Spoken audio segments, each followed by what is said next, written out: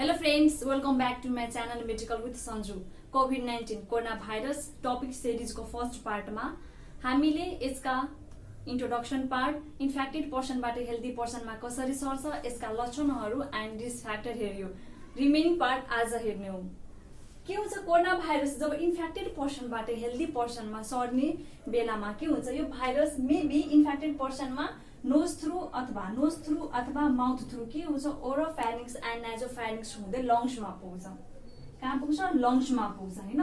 ओरोफेरिंक्स अथवा ल्यारिन्जोफेरिंक्स कुनै माध्यमबाट के हुन्छ लंग्स में पुग्छ भाइरस। त्यसपछि हाम्रो बडीले के गर्छ त्यो भाइरससँग लड्नका लागि हाम्रो बडीले एक प्रकारको प्रोटिन बनाउँछ। That is known as antibody.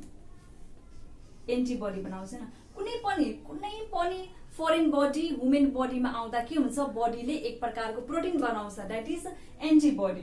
यो एन्टिबडी भाइरसमा कोभिड-19 में दुई किसिमको बनाउँछ हैन। First one is IgM and second one is IgG. यो दुईटी भनेको इम्युनोग्लोबिन हो। यो सबै भनेको इम्युनोग्लोबिन हो। फर्स्टमा के हुन्छ आइजीएम बनाउँछ अनि त्यसपछि आइजीजी बनाउँछ। आइजीएम भनेको सर्ट ड्युरेसनको लागि हुन्छ नि। त्यसपछि मेबी यो 5 to 7 डेजसम्म चाहिँ हुन्छ बडीमा। त्यसपछि यो आफै हराएर जान्छ।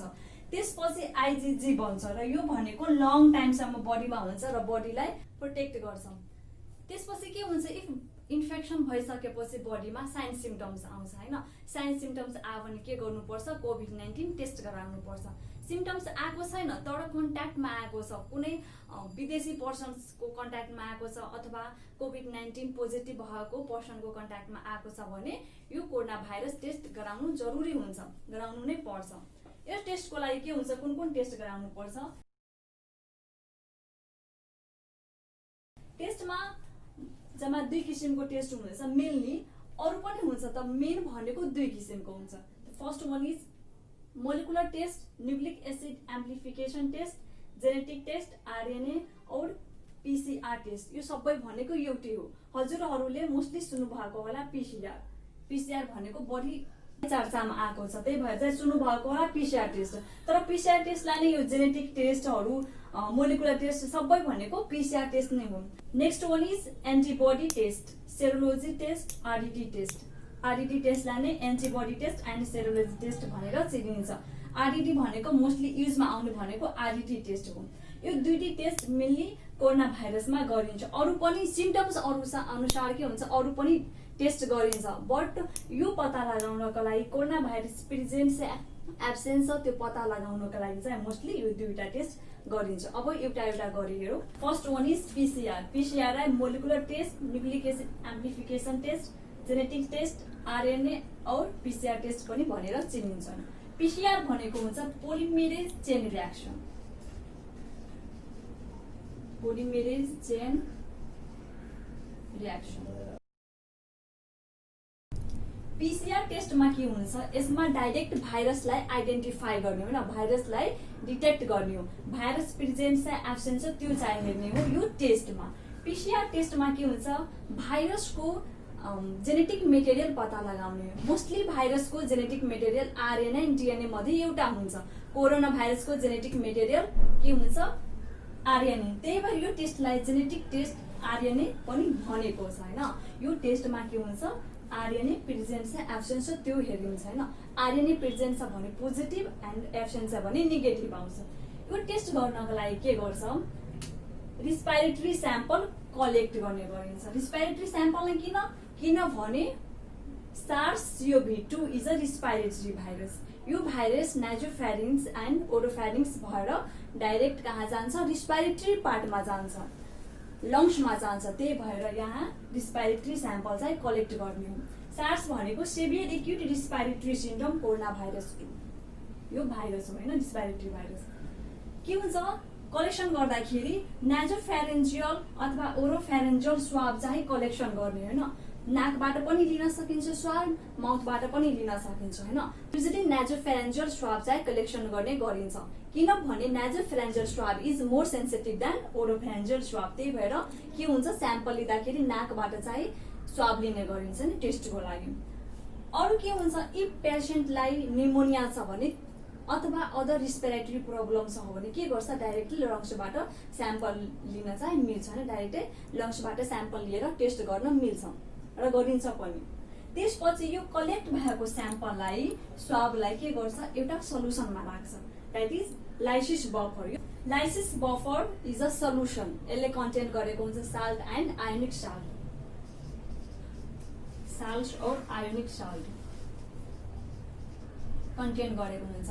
अनि यसको मेन काम के हुन्छ, पीएच भ्यालुलाई रेगुलेट गर्छ हैन, चेन्ज हुन दिँदैन। त्यही भएर यो जुन स्वाब कलेक्सन गरेको हुन्छ त्यो स्वाब चाहिँ यसमा लाइसिस बफरमा राख्छ, ताकि लाइसिस बफरले त्यसको पीएचलाई चेन्ज हुन दिँदैन र जति दिनसम्म पनि स्टोर गरेर राख्न सकिन्छ। त्यही भएर यो लाइसिस बफरको मेन काम त्यही हो, पीएचलाई रेगुलेट गर्ने हैन, जुनसुकै केहीको पनि स्वाबको पीएचलाई चाहिँ चेन्ज हुन दिँदैन। त्यसपछि यो स्वाबलाई कलेक्सन गरेको स्वाबलाई पीसीआर मेसिनमा राखेर चाहिँ आइडेन्टिफाई गर्ने हो, चेक गर्ने हो हैन। चेक गर्दाखेरि के हुन्छ, इफ आरएनए प्रेजेन्ट छ, यो पीसीआर मेसिनमा कोरोना भाइरस प्रेजेन्ट छ भन्नाले आरएनए जेनेटिक मेटेरियल प्रेजेन्ट छ भने पोजिटिभ आउँछ न, कोरोना भाइरस पोजिटिभ भएर आउँछ, र एब्सेन्ट छ भने कोरोना भाइरस नेगेटिभ भएर आउँछ। र डीएनए प्रेजेन्ट छ भने त्यो चाहिँ हुँदैन है, डीएनए प्रेजेन्ट भयो भने त्यो त एब्सेन्ट भयो भने कोरोना भाइरस, किनभने डीएनए भनेको ह्युमन बडीको जेनेटिक मेटेरियल हो, ह्युमन बडीको जेनेटिक मेटेरियल डीएनए हुन्छ। आरएनए भनेको यो कोरोना भाइरसको जेनेटिक मेटेरियल हो, जेनेटिक मेटेरियल कोरोना भाइरसको आरएनए हो। भाइरस भनेको डीएनए एन्ड आरएनए दुइटै हुन सकिन्छ, बट कोरोना भाइरसमा जेनेटिक मेटेरियल हुन्छ आरएनए हुन्छ। त्यही भएर इफ आरएनए प्रेजेन्ट छ भने corona virus present and absent छ भने कोरोना भाइरस एब्सेन्ट, यसरी चाहिँ पीसीआर टेस्ट गरिन्छ। नेक्स्ट वान इज इम्युनोग्लोबिनबाट पनि हामीले कोरोना भाइरस पत्ता लगाउन सक्छौं, किनभने फर्स्ट टाइम हामी के हेर्छौं, जब कोरोना भाइरस बडीमा छिर्छ हाम्रो बडीले एक प्रकारको प्रोटिन बनाउँछ, एन्टिबडी बनाउँछ हैन, फर्स्टमा आइजीएम एन्ड त्यसपछि आइजीजी बनाउँछ। त्यही भएर के हुन्छ, इम्युनोग्लोबिनबाट पनि कोरोना भाइरस प्रेजेन्ट छ एब्सेन्ट छ भने पत्ता लगाउन सकिन्छ, आइडेन्टिफाई गर्न सकिन्छ। आरडीटी टेस्ट भनेको रेपिड डायग्नोस्टिक टेस्ट र यो टेस्टलाई नै एन्टिबडी टेस्ट, सेरोलोजी टेस्ट पनि भनेर चिनिन्छ। एन्टिबडी किनभने यसमा हामीले एन्टिबडी पत्ता लगाउने हो।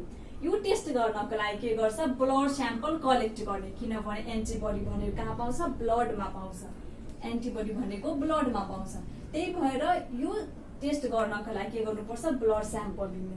त्यसपछि यो इजी छ हैन, यो डाइरेक्टै स्याम्पल लिने, त्यसपछि किटमा राख्ने, किट यसको आउँछ, जसरी एउटा प्रेग्नेन्सी किट आउँछ त्यस्तै कोरोना भाइरस टेस्ट गर्ने किट आउँछ। किटमा ब्लड राखेपछि इफ डबल लाइनिङ आयो भने पोजिटिभ एन्ड सिंगल लाइनिङ आयो भने नेगेटिभ। यो टेस्ट गर्न सजिलो छ हैन, पीसीआर टेस्ट गर्न महँगो हुन्छ, यो गर्न सस्तो हुन्छ हैन। त्यो पीसीआर टेस्ट गर्नको लागि एउटा स्पेसिफिक म्यान पावर चाहिन्छ, तर आरडीटी टेस्ट गर्नको लागि स्पेसिफिक म्यान पावर चाहिँदैन। पीसीआर टेस्ट गर्नको लागि ल्याब चाहिन्छ, यो टेस्ट गर्नको लागि ल्याब चाहिँदैन, किनभने यो किटमा गर्ने हो, त्यो भनेको मेसिनमा गर्ने। इरर भन्ने कुरा दुईटीमा आउँछ हैन, पीसीआरमा पनि इरर आउन सकिन्छ एन्ड आरडीटीमा पनि इरर आउन सक्छ। 100% रिजल्ट कुनैले दिँदैन। के हुन्छ, पीसीआर एन्ड आरडीटी को कुरा गर्दाखेरि सुरुको ड्युरेसनमा हैन, विदेशी पर्सनको कन्ट्याक्टमा आएको छ अथवा पोजिटिभ पर्सनको कन्ट्याक्टमा आएको छ भने सुरुको ड्युरेसनमा पीसीआरले पोजिटिभ भन्न सकिन्छ कोरोना भाइरस भने, त्यही ड्युरेसनमा आरडीटीले नेगेटिभ भन्न सकिन्छ। किनभने के हुन्छ, एक्जाम्पलका लागि लिनुस्, यो हप्ता भयो हैन, 1 वीक टु 1 डेज 2 डेज 3 1 2 3 4 5 6 यसरी यो भनेको चाहिँ डेज भयो, first second third fourth fifth sixth seventh यो डेज भयो। डेजमा यता हेर्नुस्, PCR and RDT. PCR test गराउँदाखेरि सुरुमा के हुन्छ, यसको सेन्सिटिभिटी हाई हुन्छ, त्यसपछि जसरी टाइम बितिँदै जान्छ त्यो अनुसार यसको सेन्सिटिभिटी लो हुँदै जान्छ। जस्तै हेर्नुस्, पीसीआर फर्स्ट दिन चेक गराउँदा इफ यसको सेन्सिटिभिटी 19% थियो भने अर्को दिन गराउँदा यसको सेन्सिटिभिटी के हुन्छ, कम हुँदै जान्छ। के हुन्छ, यो कम हुँदै जान्छ। तर आरडीटी को सेन्सिटिभिटी फर्स्ट ड्युरेसनमा के हुन्छ, कम हुन्छ र बिस्तारै हाई चाहिँ हुँदै जान्छ। जस्तै कि फर्स्ट डेजमा गर्दा यसको 50 थियो भने यसरी के हुन्छ, बढ्दै जान्छ यसको सेन्सिटिभिटी। तर 100% भनेको कुनैमा आउँदैन, किनभने दुईटैमा एरर आउँछ। फर्स्टमा आरडिटी टेस्ट गराउनु पर्छ, किनभने आरडिटी टेस्ट भनेको स्वाबबाट गर्ने अनि स्वाब प्रेजेन्ट भएको हुन्छ ल्यारिङ्स अथवा फेनिक्समा चाहिँ प्रेजेन्ट भएको हुन्छ।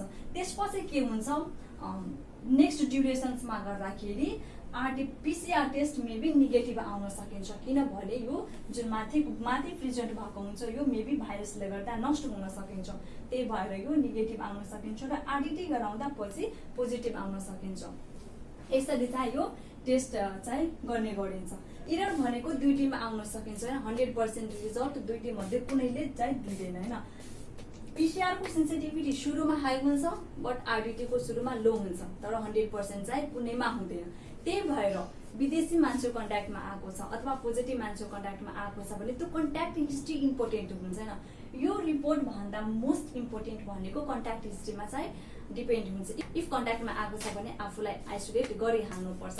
त्यसपछि के हुन्छ, यो रिपोर्ट आउनु जेल हैन, पोजिटिभ आओस् अथवा नेगेटिभ कन्ट्याक्टमा आएको छ भने पोजिटिभ आओस् अथवा नेगेटिभ आफूलाई म्याक्सिमम 14 दिन आइसोलेट गर्नुपर्छ, किनभने 2 to 14 डेजमा यसको सिम्पटम्स आउन सकिन्छ।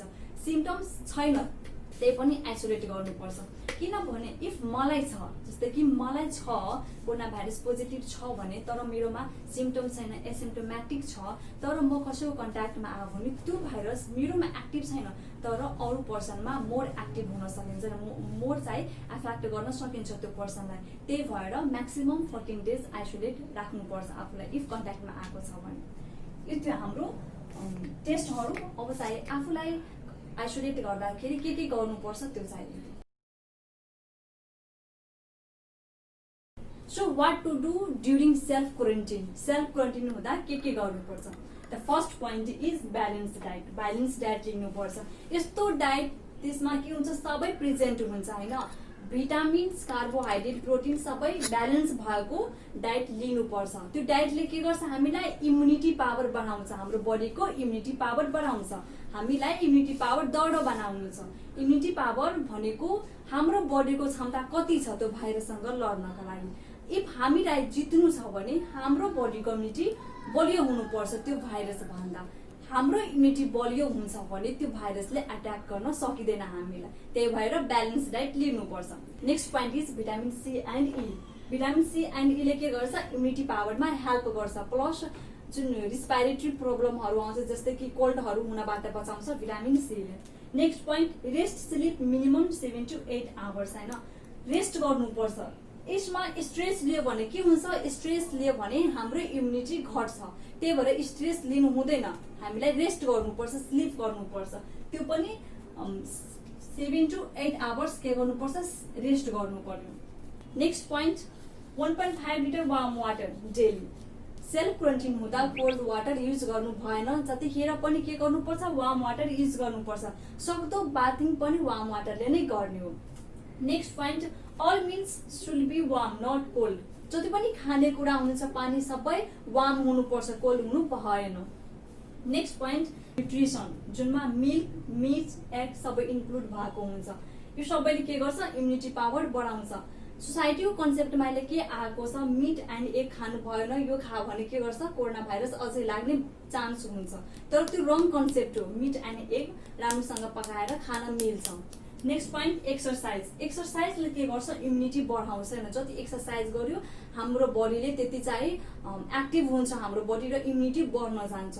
त्यही भएर एक्सरसाइज पनि कन्टिन्यू गर्नुपर्छ। Next point, sunlight. सनलाइटबाट के हुन्छ, भिटामिन डी आउँछ जुन हाम्रो बडीको लागि राम्रो हो। नेक्स्ट, सेल्फ क्वारेन्टाइन हुँदा room well ventilated and lighted हुनुपर्छ। यो त्यो सेल्फ क्वारेन्टाइन हुँदा के गर्नुपर्छ, अब हेर्नुस् कस्तो किसिमको चाहिँ फ्रुट्सहरू लिनुपर्छ कोरोना भाइरस लागेपछि।